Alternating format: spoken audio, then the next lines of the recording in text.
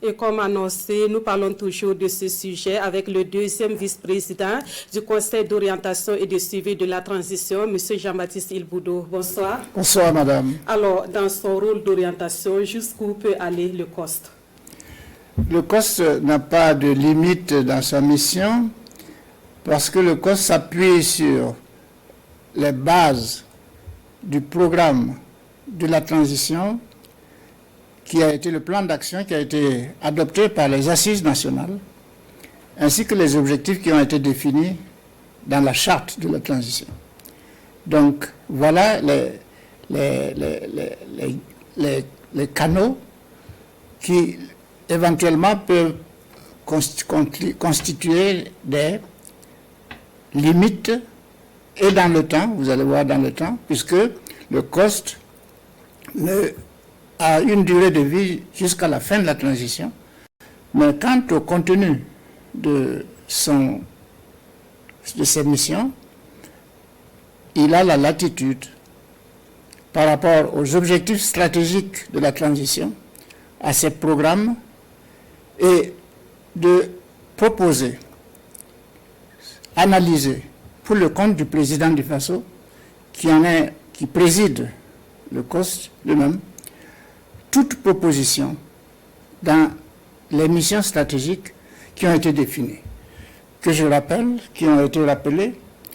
C'est naturellement la question du terrorisme et de la réappropriation du territoire national, la question humanitaire, la question de la refondation de l'État et des politiques publiques, ainsi que celle de la question de la réconciliation nationale et du vivre ensemble.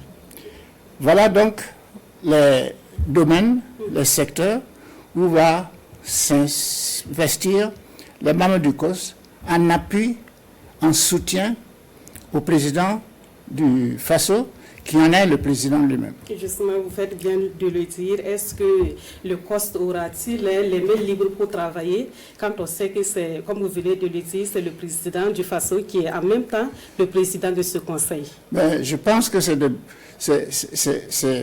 parce que nous avons la garantie que nous avons d'être à l'aise dans le travail qui nous est demandé, c'est de travailler dans la confiance du chef de l'État. Et c'est lui qui nous fait confiance, de lui faire les propositions, de l'accompagner dans sa mission. Et naturellement, si la confiance règne, il n'y a pas de limite. La seule limite, c'est la crainte de ne pas réussir la mission qu'il nous a confiée. Donc vous nous rassurez que vous allez travailler en toute indépendance? Et ça, c'est la première des garanties. Sinon, il n'y a pas, nous aurons failli à l'acceptation, au oui qu'on lui a dit pour l'accompagner. C'est une question, j'allais dire, de contrat de confiance. D'accord. Alors, et parlant même du fonctionnement du COST, quelles seront les méthodes que vous allez utiliser dans votre travail? Alors, il est prévu que le COST se réunisse 15 jours par trimestre. En session ordinaire, il peut se réunir aussi en cas de besoin en session extraordinaire. Et c'est un travail qui n'est pas dans le sens continu à part le secrétariat permanent, mais ces sessions auront un ordre du jour dans les travaux de commission et ces plaidoyers permettront d'avoir des retours sur le travail, des propositions et recommandations qui seront faites au président, qui va les faire exécuter en tant que contribution du COS à son action. Alors, dernière question, M. Ilboudo. Certainement que c'est une question que beaucoup de Burkinabés se posent. Combien coûtera le COST aux contribuables burkinabés, surtout que nous sommes à un moment où on parle de réduction du train de vie de l'État? Oui, j'ai entendu des esprits malins qui traduisent COST en anglais, qui veut dire coût, et qui, en faisant le rapprochement entre notre acronyme et les coûts, naturellement, il n'y a pas de structure qui ne coûte pas. Il n'y a pas de structure efficace qui ne coûte pas. La seule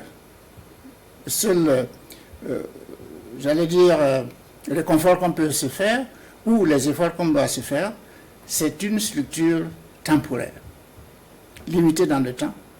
2 ans de transition et le COS aura accompli sa mission. Les membres du du COS ont accepté un mandat. C'est un travail non salarié. Parce que le COS est formé de personnes qui sont, pas comme moi, à la retraite. Il y en a qui sont des actifs et qui continuent de travailler dans leurs entreprises, dans leurs laboratoires, et dans les entreprises, que sais-je.